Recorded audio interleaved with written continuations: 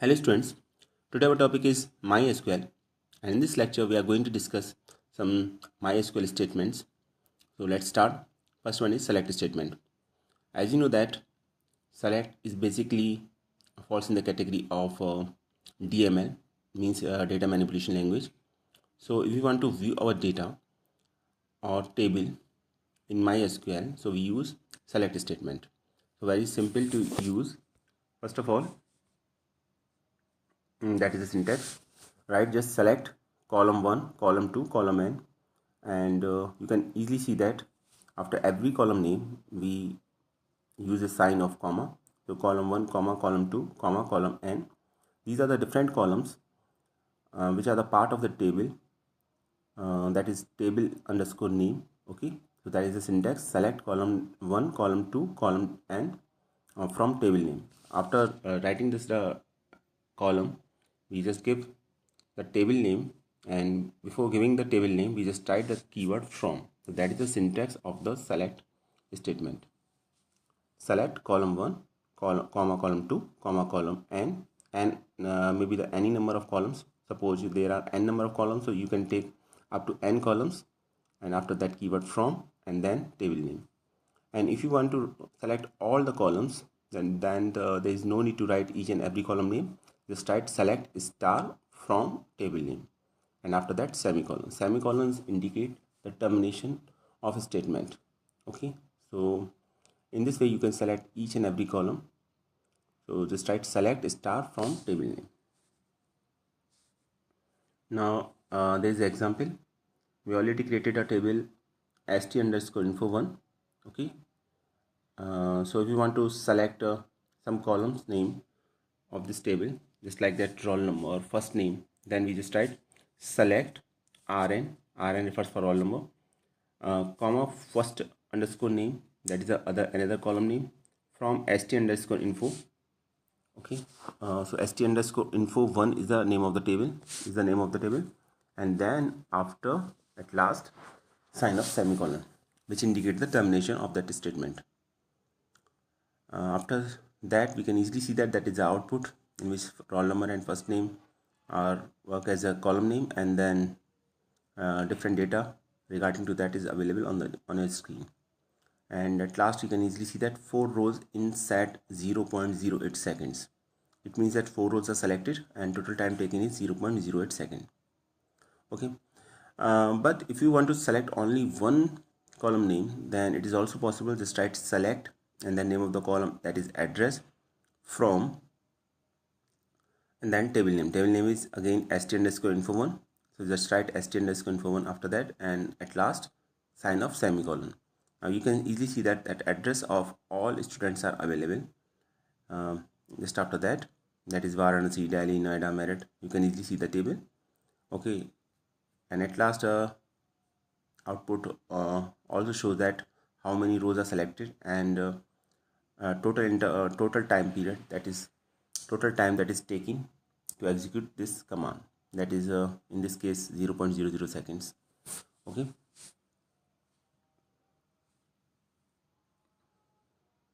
now if you want to select complete table, so you can use the sign of star.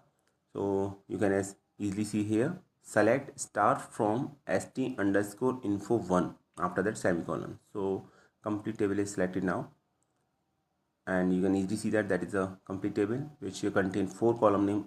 Rn means roll number, first underscore name, last underscore name, and address. Okay, now let us talk about some constraints. तो अभी हम constant के बारे में बात करते हैं. ये हम ऑलरेडी डिस्कस कर चुके थे अपनी प्रीवियस वीडियो में. What are the constants?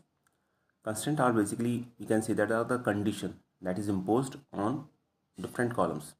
Constraint वो conditions होती हैं जिससे हम different columns पर apply करते हैं. ओके, या हम ऐसे भी कह सकते हैं कि ये specific rules होते हैं जो टेबल के डेटा पर अप्लाई होते हैं. ठीक है, तो जब हम किसी भी कॉलम पर अप्लाई करेंगे तो उस कॉलम में जो भी डेटा आएगा उस डेटा पर ये कंस्टेंट या ये कंडीशंस अप्लाई हो जाती है. तो किस तरीके से किया जाता है और क्या इसका सिंटैक्स होगा, ये समझना है आपको.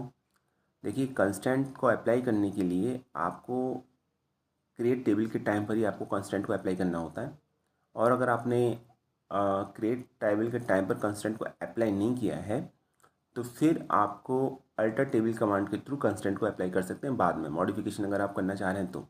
लेकिन मोस्टली केसेस में हम क्या करते हैं कि कंस्टेंट को टेबल के टाइम पर ही क्रिएट करते हैं। बाद में देखेंगे, जब अल्टर टेबल कमांड डिस्कस होगी तो हम देखेंगे कंस्टेंट को किस तरीके से बाद में अप्लाई किया जाता है। Actually alter table command table के स्ट्रक्चर से रिलेटेड है, और अगर हमें स्ट्रक्चर अल्टर करना है या चेंज करना है तो हम अल्टर टेबल कमांड यूज़ करते हैं। और जब हम बात अल्टर करने की कहते हैं तो इसका मीनिंग ये भी होता है कि हम या तो हमें ऐसा करना है कि हमको टेबल में कोई कॉलम ऐड करना है, या पहले से कोई एग्जिस्टिंग कॉलम है उसका साइज चेंज करना है, ठीक है, या फिर हमको डिलीट करना है, या फिर हमको कोई कंस्ट्रेंट अप्लाई करना है, तो वो सभी अल्टर टेबल कमांड के थ्रू हो सकता है। तो वो एक बात की बात है, पहले हम ये देखेंगे कि क्रिएट टेबल कमांड पर कंस्ट्रेंट को कैसे अप्लाई किया जाता है, क्योंकि at the time of table creation अगर आप कंस्ट्रेंट्स को अप्लाई करते हैं तो वो उसका सेंस कहीं ज़्यादा सही रहता है आपका। तो आपको करना क्या है, फर्स्ट ऑफ ऑल आपको क्रिएट टेबल कमांड यूज़ करनी है। You have to use create table command, और जैसे क्रिएट टेबल का सिंटेक्स था वही सिंटेक्स को फॉलो करना है, बस थोड़ा सा एक चेंज है। और वो चेंज ये है कि after the declaration of the column name, its data type and size, just after give its constant name also. Okay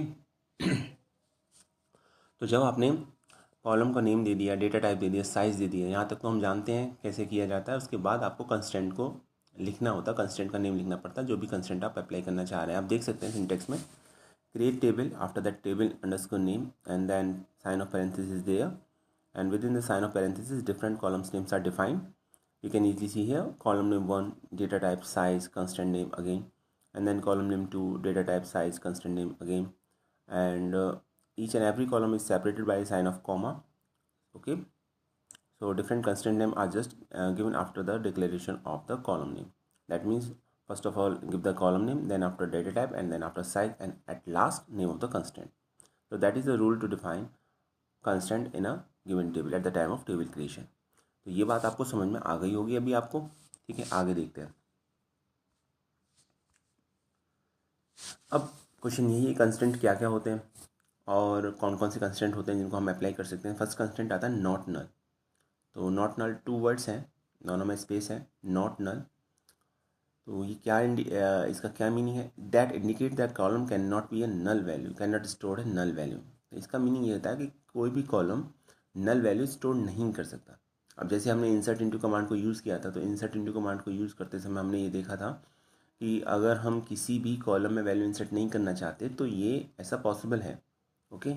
लेकिन हम यही चाह रहे हैं कि ऐसा पॉसिबल ना हो और एटलीस्ट उसके अंदर कुछ ना कुछ वैल्यू हमेशा हो, तो उसके लिए हम उसमें नॉट नल का जो कंस्टेंट है वो अप्लाई करेंगे। नॉट नल अप्लाई करने से आपको फिर वैल्यू को फुलफ़िल करना ही होगा, आपको देनी ही होगी वैल्यू। और नॉट नल का ये मतलब होता है कि वैल्यू नल नहीं है। देखिए यहाँ पर एक मीनिंग और है कि ज़ीरो का मतलब नल नहीं होता है, ज़ीरो अपने आप में एक वैल्यू होती है, ठीक है। नॉट नल का मतलब होता है इसके अंदर कोई वैल्यू नहीं है, ठीक है। तो अभी आपको ये करना है कि उसके अंदर आप नहीं चाह रहे कि नल हो, तो आप किसी भी कॉलम में नॉट नल कंस्टेंट को अप्लाई करेंगे तो इसमें फिर आपको वैल्यू देनी ही होगी। And second case is unique. Unique जैसा नेम है आपका, value must be unique. It means आपको सेम वैल्यू आप एक ही कॉलम में आप अप्लाई नहीं कर सकते, दे नहीं सकते। फॉर एग्जांपल अगर रोल नंबर है किसी स्टूडेंट का, फॉर एग्जांपल रोल नंबर 1 आपने अलॉट कर दिया किसी स्टूडेंट को, तो रोल नंबर 1 किसी अदर स्टूडेंट को अलॉट नहीं किया जा सकता। तो किन्हीं भी दो स्टूडेंट्स का रोल नंबर सेम नहीं होगा अगर हम रोल नंबर पर यूनिक कंस्टेंट को अप्लाई करते हैं तो इसलिए इसे यूनिक बोलते हैं। तो यूनिक का मतलब ये है कि आपने कोई भी एक रोल नंबर, आपने कोई भी एक वैल्यू दी है तो वो वैल्यू यूनिक होगी, वो वैल्यू किसी और को अलॉट नहीं होगी, ठीक है। और कितनी भी कॉलम्स पर आप ये यूनिक अप्लाई कर सकते हैं, सभी पर भी अप्लाई कर सकते हैं, ये आपकी चॉइस है। इसी तरीके से नॉट नल के बारे में भी ये है कि ऐसी कोई रिस्ट्रिक्शंस नहीं है कि पर्टिकुलर कुछ कॉलम्स पर या किसी एक कॉलम पर ही आप नॉट नल लगा सकते हैं, आप कितने भी कॉलम्स पर नॉट नल को अप्लाई कर सकते हैं। सेकंड बात यह है कि अगर आप एक ही कॉलम पर एक से ज़्यादा कंस्टेंट लगाना चाह रहे हैं तो वो भी पॉसिबल है, ठीक है। आप वो भी कर सकते हैं, और उसके लिए आपको करना ये है कि कंस्टेंट का नेम लिखने के बाद आफ्टर गिविंग सम स्पेस आपको सेकंड कॉलम नेम का नेम सेकंड कंस्टेंट का नेम लिखना होता है, ठीक है। अब बात करते हैं थर्ड की। अब इसको हम एग्जाम्पल के थ्रू समझेंगे तो वहाँ अच्छा समझ में आएगा। ये थर्ड है प्राइमरी की। अभी प्राइमरी की क्या है? Primary key is nothing but only the combination of the not null and unique. ये तो नॉट नल और यूनिक का कॉम्बिनेशन है। तो नॉट नल की का क्या फीचर है? नॉट नल का फीचर ये है कि वैल्यू नल नहीं होनी चाहिए, और यूनिक का क्या फीचर है? यूनिक का मतलब है कि वैल्यू यूनिक होनी चाहिए, वो वैल्यू रिपीट नहीं होनी चाहिए। तो प्राइमरी की में ये दोनों ही क्वालिटीज़ होती हैं। अगर हम किसी भी कॉलम के बाद अगर हम प्राइमरी की लिख देते हैं, दैट कॉलम बिकम्स प्राइमरी की। फर्स्ट ऑफ ऑल ये आपको समझना चाहिए। सेकंड थिंग जो रेस्ट्रिक्शन है इसके ऊपर ये कि सिर्फ किसी टेबल के अंदर आप, ऐसा नहीं है कि एक से ज़्यादा प्राइमरी की बना सकते हैं, आपको सिर्फ एक ही प्राइमरी की बनाना होता है, ठीक है। तो आप एक ही कॉलम को प्राइमरी की बना सकते हैं, ये इसके अंदर रेस्ट्रिक्शंस हैं। तो यूनिक और नॉट नल की तरह नहीं है कि सभी को आपने यूनिक बना दिया, नॉट नल बना दिया। That is not possible in the case of primary की। तो प्राइमरी की नॉट नल और यूनिक का कॉम्बिनेशन ज़रूर है, लेकिन इसके साथ रेस्ट्रिक्शंस भी है कि आप प्राइमरी को एक टेबल के अंदर सिर्फ और सिर्फ एक प्राइमरी की ही होगी। ये भी समझने वाली बात है। लिखा भी हुआ है, a combination of not null and unique ensure that a column or the combination of two or more columns have a unique identity which helps to find a particular record in a table more easily and quickly. तो इसका use क्या है? इसका use ये है कि इसके through हम किसी भी टेबल में पर्टिकुलर किसी रिकॉर्ड को आसानी से फाइंड आउट कर सकते हैं, बहुत आसानी से और बहुत जल्दी फाइंड आउट कर सकते हैं। नेक्स्ट आता है फॉरेन की। तो फॉरेन की का जो कॉन्सेप्ट है बेसिकली वो इंश्योर करता है रेफरेंशियल इंटीग्रिटी, ठीक है। तो एक्चुअली जब हम टेबल्स बनाते हैं तो टेबल्स के बीच में हम एक डेटाबेस के अंदर एक ही हम कह सकते हैं कि जैसे फॉर एग्जांपल स्टूडेंट के लिए हमने डिफरेंट टेबल्स को बनाया है, ठीक है। तो उसमें एक क्या होगा, एक तो पेरेंट रिकॉर्ड होगा और बाकी जो रिकॉर्ड्स होंगे वो चाइल्ड रिकॉर्ड होंगे। तो पेरेंट रिकॉर्ड को हम चाइल्ड रिकॉर्ड से को रिलेट कर देते हैं और जोड़ देते हैं इस तरीके से कि हम जो भी चेंजेस हम पेरेंट रिकॉर्ड के अंदर करें वो चेंजेस चाइल्ड रिकॉर्ड के अंदर भी रिफ्लेक्ट हों, ठीक है। तो उसको हम रेफरेंशियल इंटीग्रिटी बोला जाता है। आगे हम समझेंगे इसको किस तरीके से इंप्लीमेंट किया जाता है, और ये कॉन्सेप्ट फॉरेन की के थ्रू इंप्लीमेंट किया जाता है। तो पेरेंट चाइल्ड रिलेशनशिप को मेंटेन करते हैं हम इसमें फॉरेन की में। और इसमें एक बात ये होती है, सबसे इम्पोर्टेंट कॉन्सेप्ट इसके अंदर ये आता है कि जो पेरेंट टेबल की जो प्राइमरी की होगी वो चाइल्ड टेबल के लिए फॉरेन की का काम करती है, ओके। तो फॉरेन की कोई अलग से डिफाइन नहीं करते, बल्कि होता यह है कि पेरेंट टेबल चाइल्ड टेबल के अंदर एक कॉलम नेम ऐसा होता है जो कॉमन होता है। पेरेंट टेबल के लिए वो प्राइमरी की होती है और वही चाइल्ड टेबल के लिए फॉरेन की का काम करती है, और उसी के थ्रू हम रेफरेंशियल इंटीग्रिटी को मेंटेन करते हैं, ठीक है। तो रेफरेंशियल इंटीग्रिटी का मतलब यहाँ पर ये है कि जो भी चेंजेस हम पेरेंट के अंदर करेंगे that changes should be reflected in the child table. For example अगर किसी स्टूडेंट का रोल नंबर 1 एग्जिस्ट करता है पेरेंट टेबल में, तो उस स्टूडेंट की एंट्री हम चाइल्ड टेबल के अंदर कर सकते हैं, ठीक है। ऐसा नहीं है कि किसी स्टूडेंट का रोल नंबर एग्जिस्ट ही नहीं करता पेरेंट टेबल के अंदर और आप उसकी एंट्री चाइल्ड टेबल के अंदर करना चाह रहे हैं, तो that is not possible at all, ठीक है। ये बिल्कुल ऐसा ही है जैसे किसी स्टूडेंट को एडमिशन नहीं हुआ, एडमिशन नंबर अलॉट नहीं हुआ, तो उसका नेम क्लास रजिस्टर में भी नहीं आएगा, शो नहीं होना चाहिए। ऐसा नहीं है कि कोई क्लास टीचर ऑटोमेटिकली अपने आप से उसे इंक्लूड कर दे, तो उसे ऑफिस से वेरीफाई करना पड़ेगा कि ये स्टूडेंट है, इसका ये एडमिशन नंबर है, इसकी फ़ीस सबमिट हो चुकी है और ये इस स्टूडेंट ने एडमिशन ले लिया है। देन आफ्टर उसे उसके अटेंडेंस रजिस्टर के अंदर उसकी एंट्री करनी पड़ेगी। तो इसको हम रेफरेंशियल इंटीग्रिटी बोलते हैं जनरल सेंस में हम इसको, ठीक है। मैंने इसे थोड़ा सा ओवर सिंप्लीफाई कर दिया आपके लिए। तो इसी तरीके से डिलीट का भी प्रोसेस होता है आपका। अगर किसी का चाइल्ड रिकॉर्ड एग्जिस्ट करता है तो पेरेंट से हम डायरेक्टली उसे डिलीट नहीं कर सकते, ठीक है। ये बिल्कुल ऐसे ही है जैसे किसी स्टूडेंट को अगर टीसी लेना है तो क्लास टीचर को बताना पड़ेगा कि ये स्टूडेंट है नहीं, और उसके बाद उसकी टीसी पहले क्लास अटेंडेंस रजिस्टर से उसका नाम कटेगा, फिर उसके बाद आपका कैंसिल जो होगा, कैंसिलेशन जो का काम जो होगा वो स्कूल का जो मेन रिकॉर्ड है वहाँ से होगा। तो इसी तरीके से ये फॉरेन की का कॉन्सेप्ट इंप्लीमेंट होता है। तो पेरेंट चाइल्ड रिलेशनशिप को मेंटेन करते हैं और रेफरेंशियल इंटीग्रिटी के को ये इम्पोज करता है फॉरेन की। और फॉरेन की जहाँ तक बात है कि फॉरेन की क्या होती है, तो इसमें आप ये समझ लीजिए कि जब हम टेबल्स को कनेक्ट करते हैं तो ये हमारे लिए ज़रूरी होता है कि जो एक कॉलम है वो दोनों में कॉमन होना चाहिए, पेरेंट टेबल में भी और चाइल्ड टेबल में भी, पहली बात। दूसरी बात ये कि जो पेरेंट टेबल की प्राइमरी की होगी वो चाइल्ड टेबल के लिए फॉरेन की का काम करेगी, फॉरेन की तरह सर्व करती है, ठीक है। तो कैसे सर्व करती है, किस तरीके से डिक्लेयर करते हैं, ये हम देखेंगे अभी एग्जाम्पल के थ्रू। नेक्स्ट बात करते हैं चेक की। That ensure that the value in the column meets a specific condition. तो इसमें ये बताना होता है कि ये कॉलम पर्टिकुलर किसी स्पेसिफिक कंडीशन को मीट कर रहा है। ठीक है। जैसे आप ये चाहते हैं कि रोल नंबर की वैल्यू 0 से ज़्यादा हो, रोल नंबर हमेशा एक पॉजिटिव वैल्यू हो, तो आपको कंडीशन लगानी पड़ेगी रोल नंबर ग्रेटर देन 0। तो ये कंडीशन हो गई। ठीक है। रोल नंबर ग्रेटर देन 0 लिखने से काम नहीं चलेगा, आपको लिखना पड़ेगा उसके आगे completely check roll number greater than 0, greater than का साइन और 0। तो उसमें ऑपरेटर्स परफॉर्म करते हैं आपके कंपैरिजन ऑपरेटर्स सभी माई एसक्यूएल के अंदर। लेस देन का साइन हो गया, ग्रेटर देन का साइन हो गया, less than equal to, greater than equal to, not equal to और इक्वल टू। तो ये सभी ऑपरेटर्स हम यूज़ करते हैं और जनरली ये चेक के साथ यूज़ ही किए जाते हैं। तो चेक के साथ पर्टिकुलर अगर हमें किसी कंडीशंस को चेक करना है, हमें जानना चाह रहे हैं कि ये कंडीशन फुलफ़िल होनी चाहिए। ठीक है। तो कोई कंडीशन को हम इम्पोज करना चाह रहे हैं और ये चाह रहे हैं कंडीशन फुलफ़िल होनी चाहिए, तभी डेटा इसके अंदर इंसर्ट हो कॉलम में। अदरवाइज डेटा इंसर्ट ही ना हो तो हम फिर चेक का कंस्टेंट अप्लाई करते हैं वहाँ पर। ठीक है। तो ये एक एग्जाम्पल था। आप कोई और भी एग्जाम्पल और अपनी रिक्वायरमेंट के अकॉर्डिंग चेक कंडीशन को लगा सकते हैं। लेकिन चेक में यही है कि पर्टिकुलर अगर हमें कोई कंडीशन लगानी है किसी कॉलम पर तो वो चेक के थ्रू लगाते हैं। लास्ट आता है डिफ़ॉल्ट।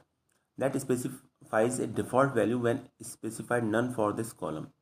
तो कभी कभी क्या होता है कि हम किसी कॉलम में कोई एंट्री नहीं करते। फॉर एग्जांपल एड्रेस है एक कॉलम स्टूडेंट का और हमने इंसर्ट इनटू के टाइम पर एड्रेस के अंदर डेटा एंट्री नहीं की, तो ऑब्वियसली वो नल दिखाएगा। लेकिन हम ये नहीं चाह रहे कि वो नल दिखाए, हम ये चाह रहे हैं कि उसकी डिफ़ॉल्ट वैल्यू हो और डिफ़ॉल्ट वैल्यू वो आपकी उसके अंदर शो हो। फॉर एग्जांपल मैं ये चाह रहा हूँ कि 39 GTC वाराणसी फुलफिल हो जाए किसी भी स्टूडेंट का एड्रेस, क्योंकि ज़्यादातर स्टूडेंट मोस्टली 39 GTC वाराणसी को ही बिलोंग करते हैं। अगर कोई स्टूडेंट किसी भी केस में ऐसा होता है कि अपना एड्रेस नहीं लिखता तो वो उसका डिफ़ॉल्ट एड्रेस बन जाए। ठीक है। तो उस केस में आपने इंसर्ट इनटू के टाइम पर अगर एंट्री नहीं भी की है तो डिफ़ॉल्ट के थ्रू वो entry automatically insert into command में एड्रेस कॉलम में ऑटोमेटिकली हो जाएगी। तो जिस कॉलम के आगे भी आप डिफ़ॉल्ट लगाओगे और कंडीशन दोगे, जो भी डिफ़ॉल्ट वैल्यू दोगे वटेवर जो भी होगी आपकी, वो डिफ़ॉल्ट वैल्यू उस कॉलम पर अप्लाई हो जाएगी। और डिफ़ॉल्ट का अप्लाई होने का मतलब यह है तो होता है कि अगर आपने इंसर्ट इनटू कमांड के थ्रू डेटा को इंसर्ट नहीं किया है, ठीक है, तो फिर डिफ़ॉल्ट वैल्यू शो होगी टेबल में। तो ये डिफ़ॉल्ट का कॉन्सेप्ट है। आई थिंक ये अभी सभी कंस्टेंट समझ में आ गए होंगे आपको। मैं एक बार से फिर से रिपीट कर देता हूँ। नॉट नल का मतलब होता है कोई वैल्यू नहीं होगी। एटलीस्ट नॉट नल का मीनिंग होगा कि नल एक्सेप्टेबल नहीं है और एटलीस्ट एक ना एक कुछ ना कुछ वैल्यू ज़रूर होगी, इवन ज़ीरो ही क्यों ना हो पर होगी ज़रूर।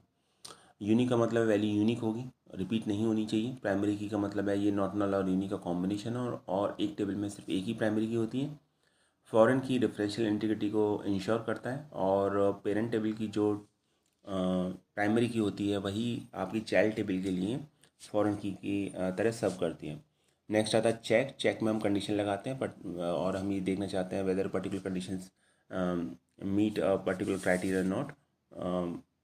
तो अगर हम ये देखना चाह रहे हैं कि कोई कंडीशन अगर हम दे रहे हैं और वो फुलफ़िल हो रही है नहीं हो रही है किसी कॉलम पर, तो हम चेक लगाना चाह रहे हैं। For example role number greater than 0 इस तरीके से कोई कंडीशन हो गई आपकी, तो चेक के थ्रू लगाते हैं।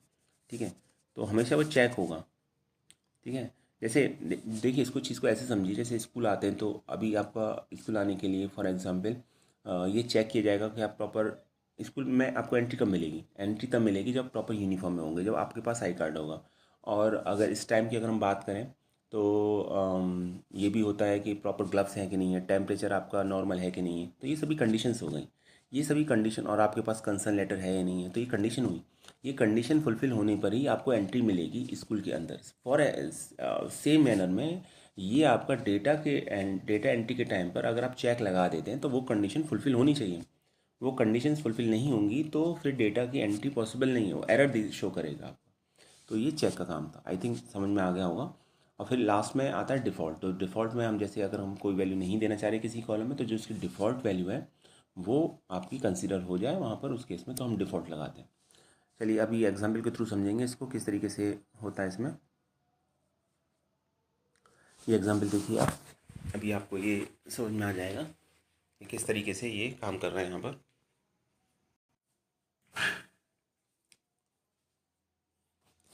चलिए इस एग्जाम्पल में देखते हैं। तो अभी हमने एक टेबल बनाई, क्रिएट टेबल st_info2 एस्टेंडर्स इन्फो हम ऑलरेडी क्रिएट कर चुके हैं, तो अभी एक टेबल और बनानी है हमको।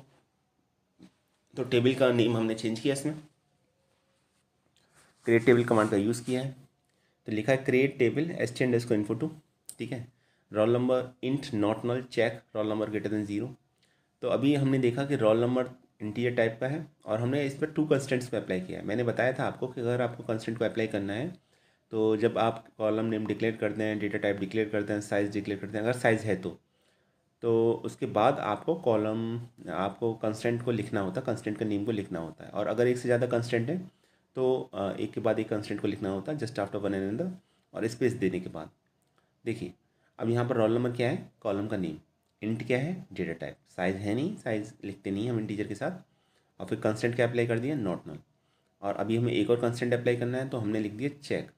तो हमने लिखा चेक और लिखा इसके अंदर role number greater than 0, comma लगा, इसका मतलब इसके बाद हम सेकंड कॉलम को लिखने जा रहे हैं। अब इसमें हुआ क्या, इसमें हुआ ये कि अभी आपका जो रोल नंबर का है, तो टेबल तो रोल नंबर में data type roll number as a column इसका पार्ट होगा क्रिएट एस्टेंडर्स.info2 का, लेकिन इसके साथ 2 कंडीशंस अप्लाइड हो जाएंगी। और वो कंडीशन ये होगी कि रोल नंबर की वैल्यू हम नल नहीं ले सकते, इसका मतलब रोल नंबर की वैल्यू को हमें इंसर्ट करना ही होगा इंसर्ट इनटू कमांड के थ्रू, अदरवाइज एरर शो करेगा। और सेकंड कंडीशन ये अप्लाई हो गई कि रोल नंबर की वैल्यू ग्रेटर देन 0 होगी, कोई नेगेटिव नंबर नहीं हो सकता, क्योंकि इंटीजर में तो नेगेटिव वैल्यू भी आती है, -1 भी आता है, -2 भी आता है, -3 भी आता है, ये वैल्यूज़ भी आती हैं। सेकंड आ गया आपको s_id, और फिर आ गया ये इंट प्राइमरी की। तो s_id अभी आपको हम एक प्राइमरी की बनाना चाह रहे हैं, तो ये स्टूडेंट आईडी होगी, स्टूडेंट आईडी को हम प्राइमरी की बनाना चाह रहे हैं, इसका भी हमने डेटा टाइप इंट ले लिया। और जैसे मैंने बताया था कि प्राइमरी की जो होगी, तो प्राइमरी की आपकी यूनिक हो, आपकी प्राइमरी की ओवरऑल जो टेबल होगी उसमें सिर्फ एक कॉलम ही ऐसा होगा जो प्राइमरी की होगी, ठीक है। तो अभी हमने s_id को प्राइमरी की बना लिया। प्राइमरी की थ्रू आउट द टेबल सिर्फ एक ही होगी, एक से ज़्यादा प्राइमरी की नहीं हो सकती। और दूसरी बात यह है कि प्राइमरी की के साथ नॉट नल या यूनिक लिखने का कोई मतलब ही नहीं है, ठीक है।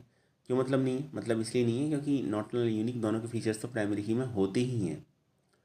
थर्ड ले लिया हमने ई एन रेफर्स करेगा यहाँ पर एनरोलमेंट नंबर, और यहाँ पर कर दिया फिर हमने इंट यूनिक। तो ये इंटीजर टाइप का है और यूनिक है, ठीक है, तो इसलिए हमने यूनिक ले लिया। यूनिक हमने कंस्टेंट को अप्लाई किया है, हम यूनिक लेना चाह रहे हैं इसलिए हमने यूनिक लिखा है।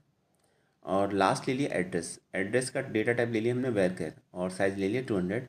अब हम इसमें डिफ़ॉल्ट वैल्यू अप्लाई करना चाह रहे हैं, मान लीजिए हमने डिफ़ॉल्ट वैल्यू अप्लाई करनी वाराणसी, तो जो डिफ़ॉल्ट एड्रेस होगा वो वाराणसी होगा। अगर हम इंसर्ट डेटा करते समय, ठीक है, इंसर्ट इनटू कमांड का यूज़ करते समय, डेटा को इंसर्ट करते समय अगर हम कोई एड्रेस नहीं देते, तो उस केस में वाराणसी स्टूडेंट का एड्रेस ऑटोमेटिकली हो जाएगा, वाराणसी लिखा हुआ आएगा उसके एड्रेस में। तो ये है।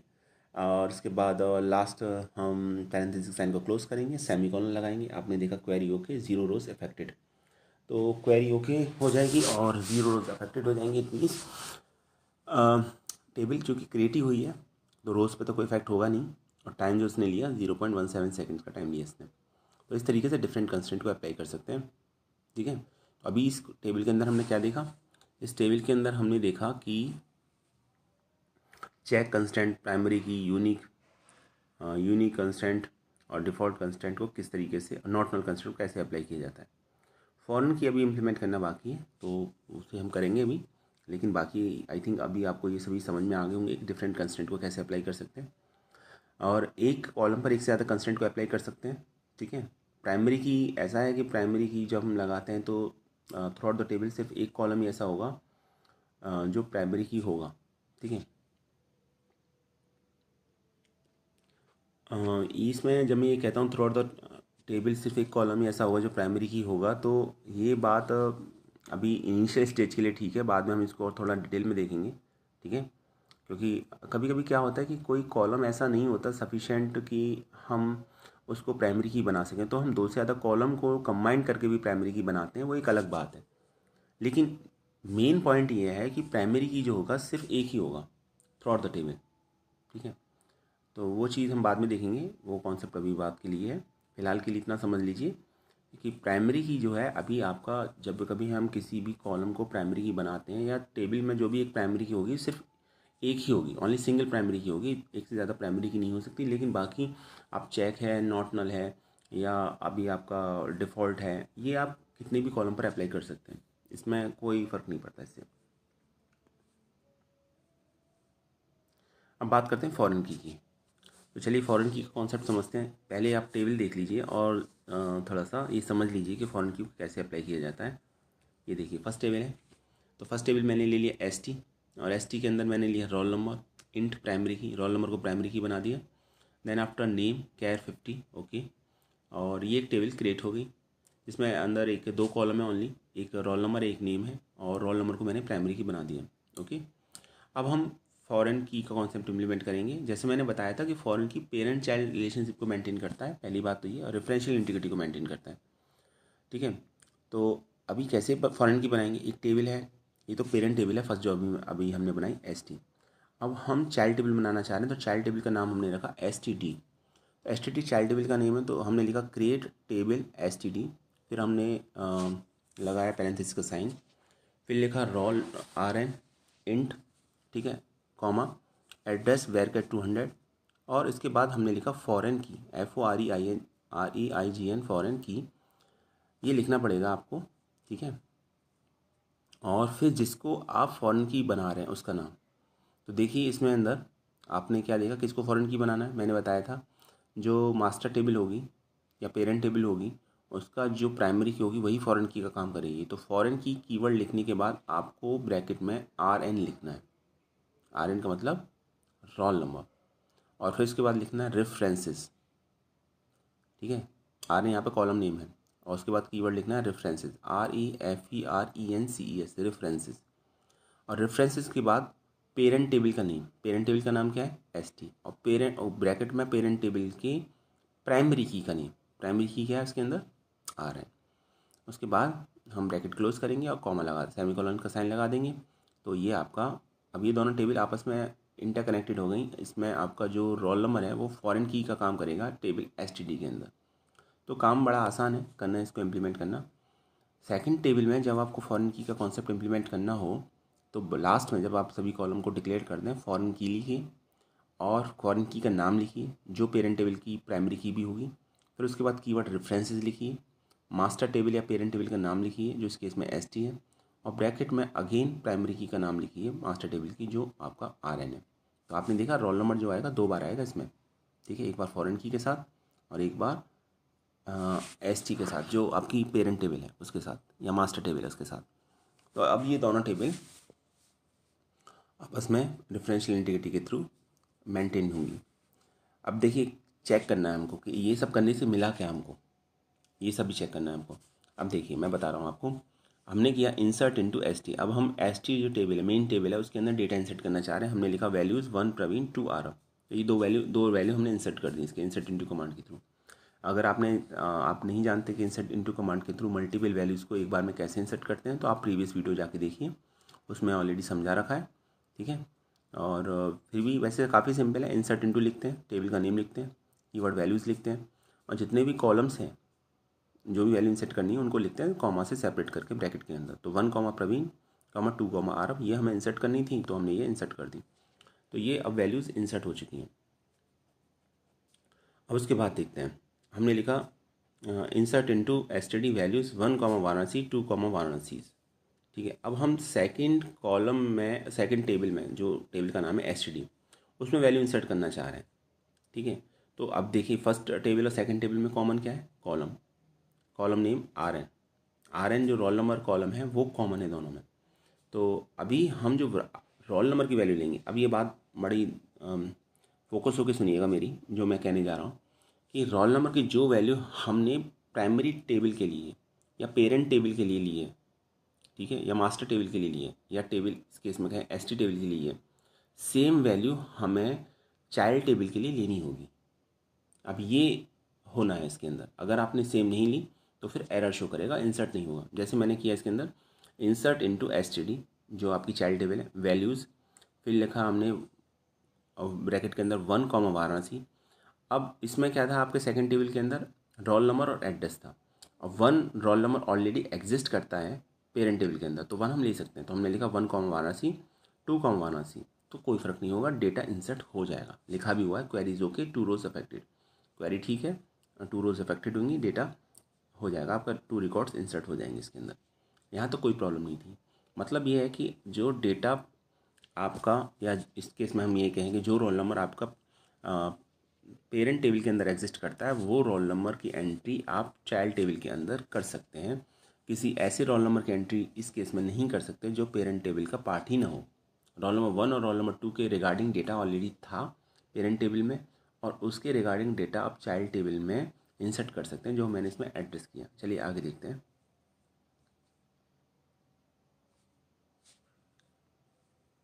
अभी आप देखना चाह रहे हैं दोनों टेबल का डेटा, तो चेक कर लेते हैं।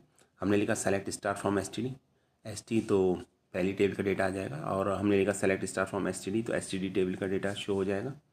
तो यहाँ तक तो कोई प्रॉब्लम होगी नहीं, आई थिंक आपको ये समझ में आ गया होगा आपको। अभी चलिए अब ये करने की कोशिश करते हैं। अभी जो रेफरेंशियल इंटीग्रिटी थी उसको समझने की कोशिश करते हैं। वो क्या था आपका, आपने लिखा इंसर्ट इनटू एसटीडी वैल्यूज़। अब हम एसटीडी में एक वैल्यूज़ को इंसर्ट करना चाह रहे हैं, और मैंने क्या इंसर्ट किया, 3 वाराणसी। अब याद रखिएगा 3 जो रोल नंबर है वो आपका पेरेंट टेबल में एग्जिस्ट नहीं करता है, और हम इसके रिगार्डिंग डेटा चाइल्ड टेबल के अंदर इंसर्ट करना चाह रहे हैं। तो अगर हमने ऐसा किया तो इंसर्ट कमांड तो हमारी ठीक है, लेकिन वहाँ पर एरर दिखाएगा। यही मेन एडवांटेज होता है फॉरेन की इम्प्लीमेंट करने का। और क्या एरर शो कर रहा है, एरर शो कर रहा है कैन नॉट ऐड और अपडेट ए चाइल्ड रो। तो जो कह रहा है चाइल्ड रो अपडेट नहीं हो सकती, क्योंकि ये डेटा इसके अंदर रोल नंबर 3 का डेटा प्राइमरी जो आपकी पेरेंट टेबल है उसके अंदर है ही नहीं, एग्जिस्ट ही नहीं करता। देखिए ज़रा, यहाँ देखिए मेन टेबल पर जाके एस टेबल के अंदर रोल नंबर 1 था और रोल नंबर 2 था। तो रोल नंबर 1 और 2 दे रखा है, तो आप रोल नंबर 1 के अकॉर्डिंग डेटा और रोल नंबर 2 के अकॉर्डिंग डेटा हम ऐड कर सकते हैं यहाँ पर चाइल्ड टेबल में। किया भी है एस के अंदर, देखिए 1 के आगे वाराणसी, 2 के आगे भी वाराणसी लिखा हुआ है। ठीक है, अब हम 3 वाराणसी लिखना चाहें तो वो पॉसिबल नहीं है, क्योंकि 3 जो रोल नंबर है वो पेरेंट टेबल एस के अंदर है ही नहीं। पहले एस के अंदर उसे लाना होगा, पहले एस के अंदर डेटा इंसर्ट करना होगा रोल नंबर 3 का, देन आफ्टर आप एस के अंदर रोल नंबर 3 के अकॉर्डिंग एड्रेस लिख सकते हैं या डेटा इंसर्ट कर सकते हैं, अदरवाइज़ नहीं कर सकते उसमें। तो मेरे ख्याल से ये बात समझ में आ गई होगी आपको। तो अगर करने की कोशिश करेंगे तो फिर एरर शो करेगा ऐसे करके। तो यही, इसी को रेफरेंशियल इंटीग्रिटी बोलते हैं, यही मेन कॉन्सेप्ट है। ये तो इंसर्ट की बात थी। बात करते हैं डिलीट की। अगर हम डिलीट करना चाहें तो, अब एस से डेटा डिलीट करना चाहें, एस कौन सी टेबल है, एस टेबल है आपकी पेरेंट टेबल। ठीक है, अब मैं इसमें से 2 आरब को डिलीट करना चाह रहा हूँ, तो क्या कर सकते हैं, आंसर है बिल्कुल नहीं कर सकते। क्यों नहीं कर सकते, क्योंकि अगर हम पेरेंट टेबल के अंदर से 2 आरब डिलीट करेंगे तो उसका जो डेटा रहेगा एस के अंदर 2 वाराणसी, वो किस डेटा को रिफ्लेक्ट करेगा। ठीक है, अगर इंसर्ट नहीं हो सकता तो डिलीट भी नहीं होना चाहिए, मेन बात ये है यहाँ पर। तो अगर आपको डिलीट करना है तो पहले आपको डिलीट करना होगा एस से 2 वाराणसी को डिलीट करना होगा, देन आफ्टर आप कैपेबल हो पाएंगे 2 आरब को डिलीट करने में एस से। तो किसका मतलब ये है कि अगर कोई चाइल्ड डेटा एग्जिस्ट करता है तो हम पेरेंट डेटा को डायरेक्ट डिलीट नहीं कर सकते। देखिए अगर करेंगे तो क्या होगा, हमने करने की कोशिश भी की, हमने लिखा delete star from S T where R N is greater than 2। तो हम पेरेंट टेबल से एक ऐसे डेटा को डिलीट करना चाह रहे हैं जिसका चाइल्ड डेटा या चाइल्ड टेबल के अंदर जिसके रिगार्डिंग डेटा ऑलरेडी प्रेजेंट है, तो एरर शो करेगा। तो इन्हीं दोनों कॉन्सेप्ट को अगर हम कंबाइंडली कहें तो इसी को रेफरेंशियल इंटीग्रिटी बोला जाता है। मैंने बहुत जनरलाइज वे में इस चीज़ को समझाया है आपको। ठीक है, और यही मेन एडवांटेज होता है फॉरन की इम्प्लीमेंट करने का। तो देखा है एरर भी शो कर रहा है कि you have an error in your SQL syntax. Okay, अच्छा चलिए ये बात हो गई आपकी।